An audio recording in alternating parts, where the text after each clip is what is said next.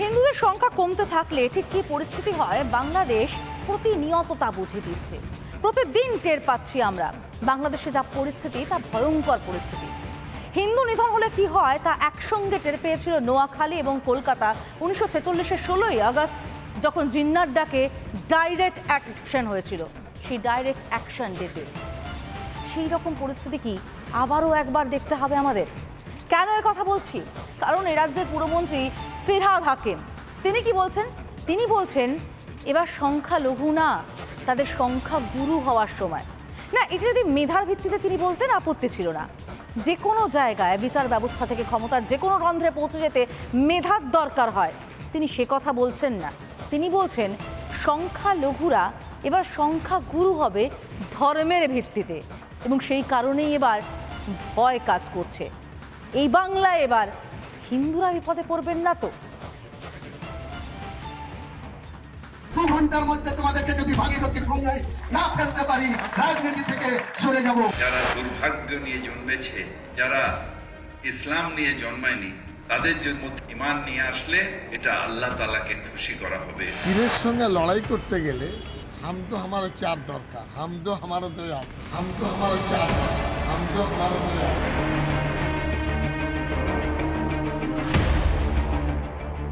এই কথা পাকিস্তান, আফগানিস্তানের মতো দেশের নেতা বললে মানা যেত, কিন্তু বাংলার মাটিতে দাঁড়িয়ে রাজ্যের মন্ত্রী ফিরহাদ হাকিম এমন কথা বলেছিলেন না।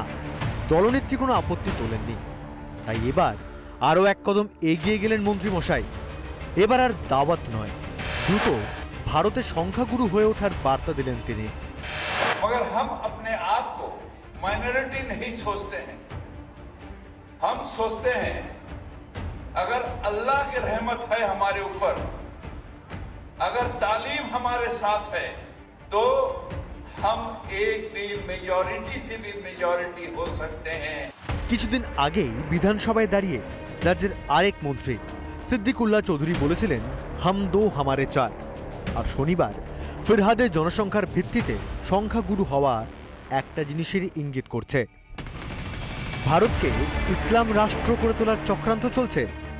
সংখ্যাগরিষ্ঠ হলে সংবিধান চলবে না। সংখ্যাগরিষ্ঠ হলে বাংলাদেশ, আফগানিস্তানে, পাকিস্তানে যা হচ্ছে তাই হচ্ছে। যখন 50% পেরিয়ে যায় ওরা, তখন তো সংবিধান চলে না, তখন মুসলিম পার্সোনাল ল বোর্ডের যে আইন আছে সেটাকে চালু করা হয়। ফিরহাদ হাকিম যে দুধেল গাই, দুধেল গাইদের চেহারাই আলাদা, দুধেল গাইদের খাতিরই আলাদা মমতার রাজত্বে। যে মমতা যে কটা ভোটে জেতেন তার মধ্যে তো বেশিরভাগ দুধেল গাইদের ভোট। ফিরহাদ হাকিমের মন্তব্যের সমালোচনা করে জনসংখ্যা বিজ্ঞানের পাঠ দিল সিপিএম। না জেনে না বুঝে অবৈজ্ঞানিকভাবে কথা বলা। Population is a science, population science নিয়ে চর্চা হয়। সময়ের সঙ্গে জনসংখ্যার হার কমতে থাকলে কি হতে পারে তা টের পাচ্ছেন বাংলাদেশের হিন্দুরা। কট্টরপন্থীরা চায় হিন্দুদের দেশ থেকে নিশ্চিহ্ন করতে। ভারতেও কি সেই স্বপ্ন দেখছেন ফিরহাদ হাকিম, সিদ্দিকুল্লাহ, হুমায়ুন কবিররা? শুধু জনসংখ্যা দিয়ে নয়, জনবিন্যাস বদলেও সেই পথেই এগোতে চাইছেন তারা। রাষ্ট্রের বিরুদ্ধে এই গভীর চক্রান্ত কি দেখতে পাচ্ছেন না মমতা বন্দ্যোপাধ্যায়? নাকি দুধ দেওয়া গরুর লাথি খেতেও প্রস্তুত মুখ্যমন্ত্রী? রিপাবলিক বাংলা। কলকাতা রাজপথ আরো একবার গর্জে উঠল অভয়ার বিচার চেয়ে। এই যে সন্দীপ ঘোষ, অভিজিৎ, এদের জামিনটা কেন হলো? সিবিআই তাহলে কি তদন্ত করছে? এই প্রশ্ন তুলে চিকিৎসকেরা পথে নামলেন এবং সেই প্রতিবাদে সামিল হলেন অভয়ার বাবা মাও।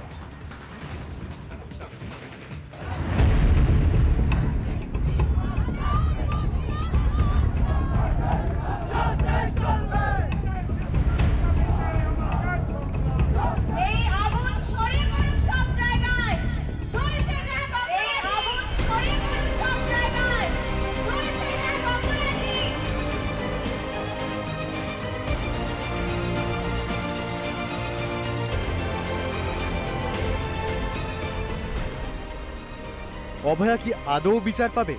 সন্দীপ ঘোষ ও অভিজিৎ মণ্ডলের জামিনের পর এখন এই প্রশ্নই উঠতে শুরু করেছে। বিচারের অপেক্ষায় থাকা বাংলার মানুষ ফের পথে নামলো, ফের রাস্তায় নামলো জুনিয়র ডাক্তাররা।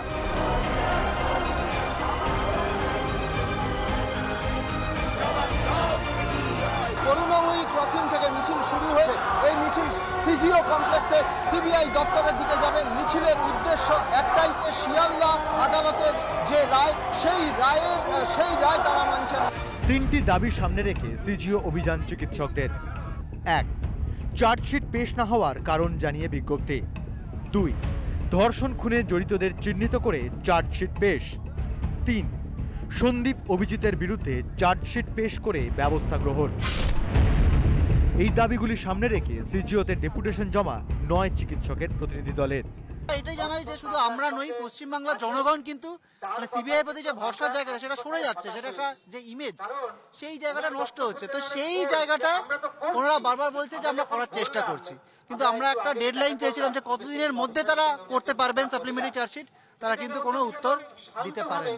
90 দিন হয়ে যাওয়ার পরেও কেন তারা চার্জশিট দিতে পারলেন না, সেই প্রশ্নটা কিন্তু থেকেই যাচ্ছে। এর দায় কিন্তু সিবিআইকে নিতে হবে। আমাদের হাতে আন্দোলন করা ছাড়া অন্য কিছু নেই, তাই সেই আন্দোলন এবং রাজপথেই আমরা আছি বিচারের দাবিতে। শনিবার অভয়া মঞ্চের তরফেও প্রতিবাদ সংগঠিত করা হয়। রানী রাসমণিতে গণকনভেনশনের ডাক দেয় অভয়া মঞ্চ। গণকনভেনশনে যোগদান করেন অভয়ার বাবা ও মা। আপনারা রাস্তার পূর্ণ প্রতিবাদ করুন, দেখবেন আবার সিবিআই তার নিজের ফর্মে কাজ করবে এবং দুর্বৃত্তদের নিজেদের হেফাজতে নেবে, আমরা ন্যায় বিচার ছিনিয়ে আনতে পারবো। কালকে যে ঘটনাটা ঘটেছে এটাতে আমরা একটুও সন্তুষ্ট নই, তবে সিবিআই সঙ্গে কথা হয়েছে, বলছে আমরা পারিনি, দিয়ে দেবো। হচ্ছে সিবিআই চেষ্টা করলে ঠিকই পারতো, 90 দিনে চার্জশিট দিতে পারবো না, এটা কি 90 দিন কাজ করলে ঠিকই দিতে পারতো, ঠিক কাজ করেনি তাই দিতে পারেনি। নার্সদের তরফেও সিজিও কমপ্লেক্স অভিযানের ডাক দেওয়া হয়। সন্দীপ অভিজিতের জামিনের প্রতিবাদ ও রাত দখলের 4 মাস পূর্তিতে স্পর্ধার চিৎকার কর্মসূচি গ্রহণ। একাডেমি অফ ফাইন আর্টসের সামনে প্রতিবাদ। রাত দখলের 4 মাস পূর্তি, সেই 4 মাস পূর্তিতে এবার স্পর্ধার চিৎকার প্রতিবাদীদের।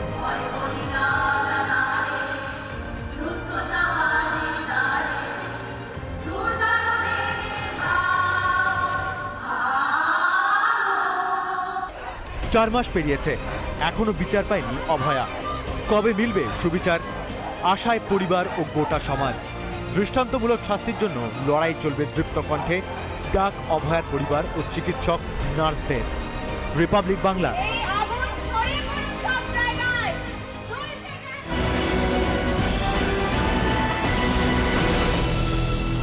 নানা ধরনের কন্টেন্ট দেখার জন্য লাইক করুন, শেয়ার করুন আমাদের ফেসবুক পেজ, সাবস্ক্রাইব করুন আমাদের ইউটিউব চ্যানেল। পাশাপাশি অন্যান্য ব্রেকিং নিউজের জন্য অবশ্যই চোখ রাখুন রিপাবলিক বাংলায়।